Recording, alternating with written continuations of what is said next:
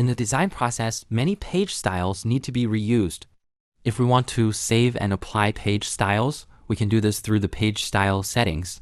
First, let's change the background of this page and set the visual fidelity to low. You'll see that the page adopts a hand-drawn style. In the page style options, there is an asterisk next to default, indicating that the applied style of the current page has been modified.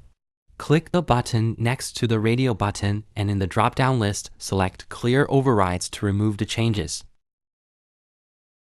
If you want to update the default page style, select Upgrade Style, which will update all pages that use the default page style to match this one. If we want to create a new page style for this page, select Create New Style. In the pop-up window, name the style chart.js. After creating the new style, go to a different page and select the chart.js page style in the page style options, and it will be applied.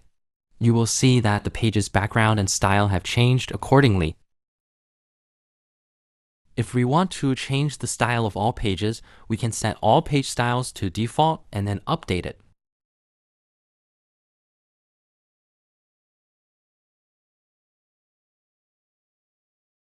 Modify the style of this page, and then update the default style directly. You will see that the style of all pages changes. The Page Style Manager makes it easy to manage and apply page styles